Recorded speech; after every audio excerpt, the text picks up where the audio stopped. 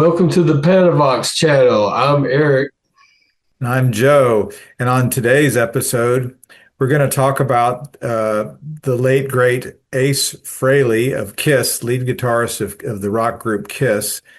Um, uh, Sadly passed away at the age, I think, of 76, I believe. And Kiss is a very important rock group from the 20th century into the first part of the 21st century. They became really big in the early to mid 1970s, burst onto the scene with their live album, and a big part of that uh, appeal, the early appeal especially, was visual. And boy, were they an amazing group visually with the costumes and the pyrotechnics and the glitter and the incredibly high platform shoes and all that. And the lead guitarist, like I said, was Ace Frehley. And all these guys were from New York. This is Gene Simmons, bass player, Paul Stanley, the rhythm guitar player. Some would say the kind of the leader of the band. And then you had Peter Criss on drums at the time and Ace Frehley on lead guitar. So all New York guys. And when you hear them in interviews, you can hear that New York accent from all of them. But Ace Frehley was a particularly interesting member of the group.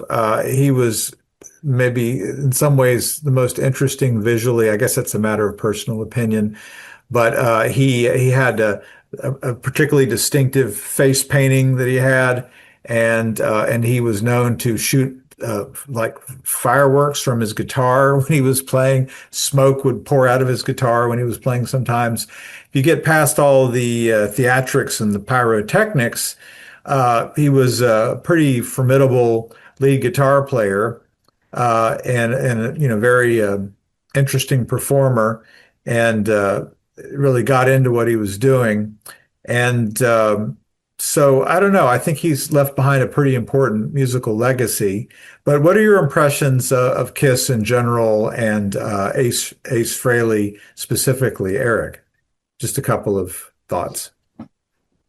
Well, I have a confession to make. I was back in the 70s when Kiss came out, and I was in middle school. I was not a big Kiss fan back when they were at the height of their popularity. I just thought they were like kind of weird and creepy, and I thought they had made music for juvenile delinquents is kind of how I thought of Kiss. It's like I didn't really want anything to do with them, but I remember there was one day where we had like this kind of party in class. I don't know if it was like a Christmas party or something, but I think the teacher just brought refreshments or something. And they had this little record player in class. And one of the kids brought like a 45 single, and it was Detroit Rock City. And they put that on and played it in class. And I was like, that's a pretty good song right there, And so that kind of softened me up a little bit towards Kiss, But I still wasn't a really big fan. But I guess when I really started listening to Kiss was when I got older. Like when I was married, my wife had a copy of Kiss Alive, their famous live album, and I started listening to that a lot. I recorded that onto cassette, and I used to for a while I was driving around listening to that, and I thought they were. I was able to get into music a lot more when I was older, just because I guess it kind of grew on me a little bit, and I started to appreciate, their songs that they had. They were pretty good songwriters, they had some catchy songs and things, so I kind of came around eventually to Kiss, but I think Ace Frehley was a big part of that original sound they had, back Yeah, in for the sure. 70s. Yeah. Yeah, so you can't really talk about Ace Frehley without really talking about the group as a whole. I mean, you have to give credit where credit is due. Kiss was with the original lineup truly a super group, and each member of the band had an important contribution to make in different ways. But I think Kiss kind of became something different from what it originally started out to be. I know that sounds kind of odd, maybe sound a little odd to say that because we think of the consistency and the outfits, the glam and all that. But I don't think that the concept was really the same at the beginning as to what it became later. So let me just make my point here. We can't really look at Kiss outside of the whole glam rock movement. So you had like Iggy Pop, sorry, not well, yeah, Iggy Pop, but not so much Iggy Pop, rather, but sorry, I'm thinking of David Bowie. I'm getting that mixed up with Ziggy Stardust. I'm getting that mixed up with Iggy Pop. Iggy Pop. But you had Ziggy Stardust, and you had other glam rock bands that came out in the 70s or that were into the glam thing with the raised platform shoes and everything. So that wasn't entirely original to Kiss. I think what made them kind of original is that they went over the line of glam and went into the realm of kabuki, which is kind of the Japanese thing where you totally paint your face. And I think that was kind of unique to them. And I remember reading that they had become very, very big in Japan. Mm. And I think that when you look at some of the stylized art, especially traditional Japanese art, you see a lot of face painting and gargoyle images and stuff like that. Yeah, yeah, And so I think that kind of resonated with the Japanese and on a kind of deeper cultural level, maybe. And that's why they got yeah, really huge in Japan. But it resonated here too. It was unique, it was different. And you pair that with the fact that I think that, and maybe I'm assigning too much responsibility to Paul Stanley here, but I think Paul Stanley was really committed to a traditional kind of blues-based rock and roll. If you get past all the glitz and glam, if you couldn't see Kiss and you just heard the music, you would say a lot of this sounds like very standard blues guitar. And it really is. It's really good old-fashioned all-American blues with some, distortion and amplifiers and stuff. yeah, for sure. Yeah. It really is. So I have a lot of respect for Paul Stanley because I feel like he's kind of the real article for good, old-fashioned rock and roll. But the concept was glam. It really was glam. And if you listen to some of the earlier stuff, maybe there's a bit more acoustic, maybe a bit more experimentation. The second album that they came out with, Hotter Than Hell, I believe that was their second album. That's a really great album, and that came out before they became really, really famous. And it's got Hmm. a song that Gene Simmons actually sings on called "Going Blind."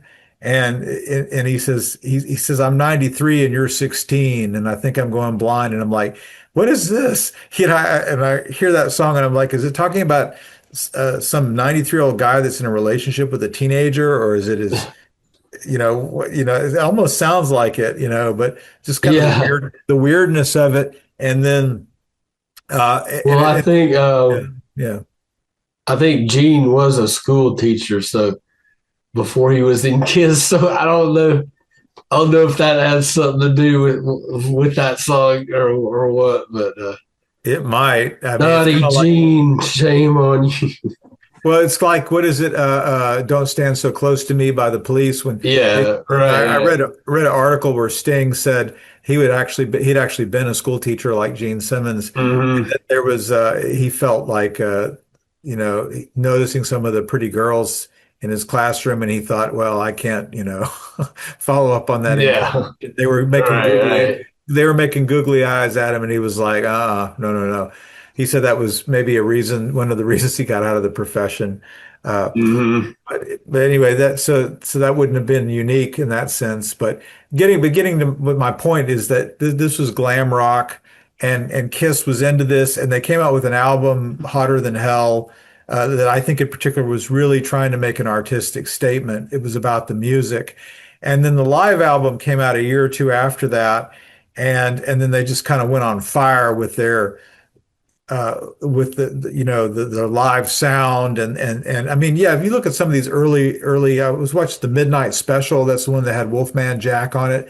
Hmm. 1974, I think they did Deuce, they did Black Diamond on the Midnight. You can see it on YouTube. The Midnight Special show had the pyrotechnics going on, and the way that they would end a song with the power chords and fire going up in the air and stuff, and the drums raising on a rafter. I mean, it was very, very, amazing stuff. And Ace Frehley was in there, and getting to my point about Ace, and he did a solo on the song called 100,000 Years, which is a very, very cool song. And again, this is Kiss before they got big, where they were really, I think, maybe trying to be more artistic. And it's a very, very cool song conceptually, and it has an incredible guitar solo on it. Hmm. 100,000 Years. And you see Ace Frehley performing that solo live, and he's a real virtuoso on that. And I'm like, well, this is when Kiss was really taking itself seriously. Then after they hit the big time, they hit the fame and all that.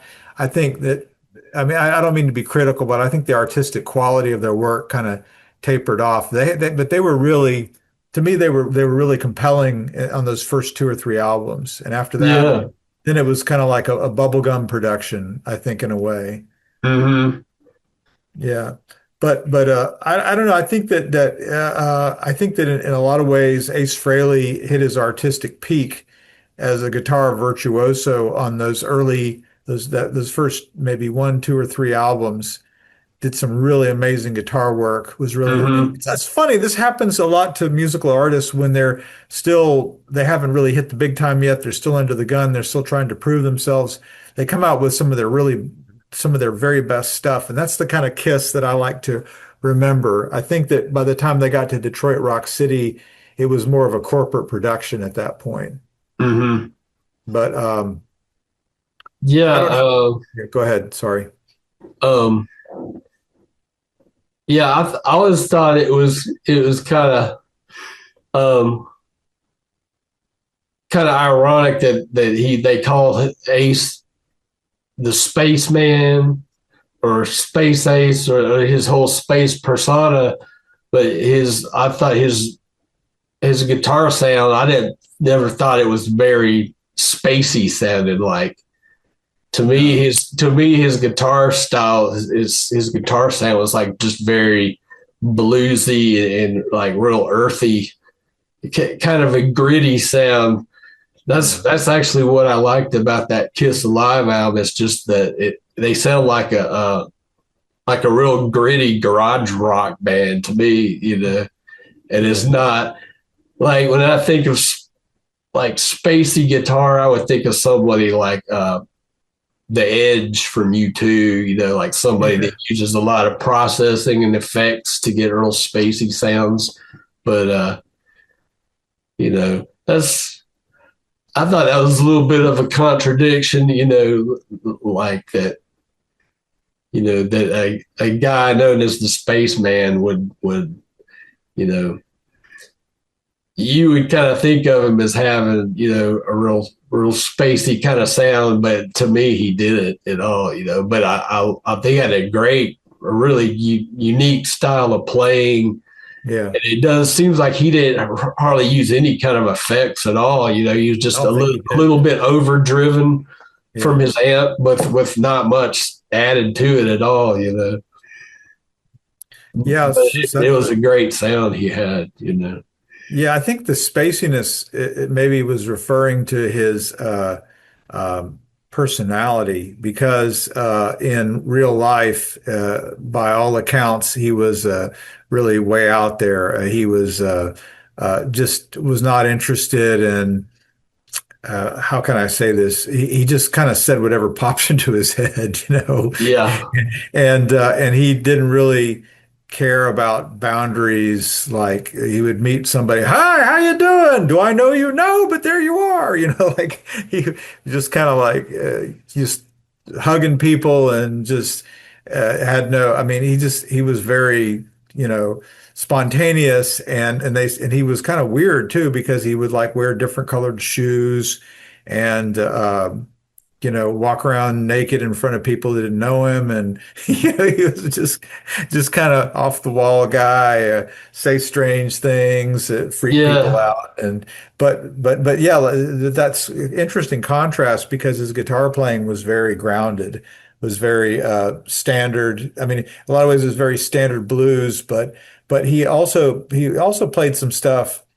I mean, even well, I don't know. I don't know. He did some things that were a little bit unique too. I mean, some of the riffs that he did, which are like, this is not really a blues riff. It's like, I mean, I'm not an expert in these things, but it was kind of like, what kind of a scale is that? That sounds Yeah. kind of strange, Right. but he made it work, So that's kind of like I thought he had little touches of uniqueness and oddness in his playing that I thought were really cool. Yeah. I think he was a great guitarist for sure. What one of the greats.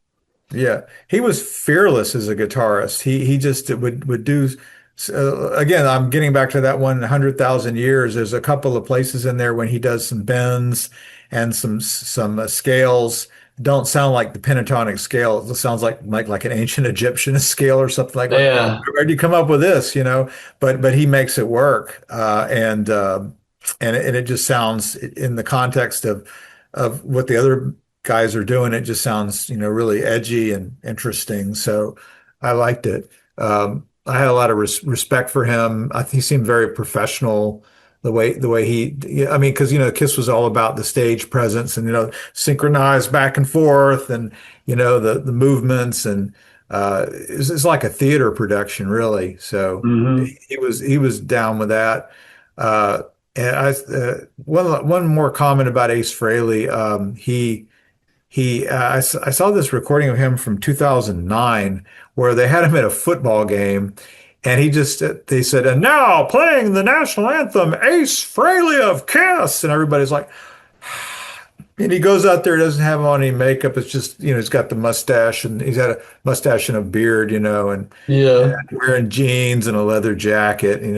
He just kind of waves to the crowd and has his guitar there, and he goes, "Dar, dar, dar, dar, dar, dar," at a football game. And I was like, wow, I didn't know Ace Frehley played the national. And this is pretty good. I was thinking to myself, is he going to do it like Jimi Hendrix did it at Woodstock? But he didn't do it that way. He was more of a straight up rendition. You can see it on YouTube. I think it was a Kansas City Chiefs game. Hmm. Yeah, but he kind of impressed me with that. He played it his own way. So yeah, pretty good rendition. You should check it out. Okay. Well, we remember him, honor his legacy with this video, and encourage anybody to go and listen to some of those old Kiss albums with Ace Frehley on it. We salute you, Ace Frehley.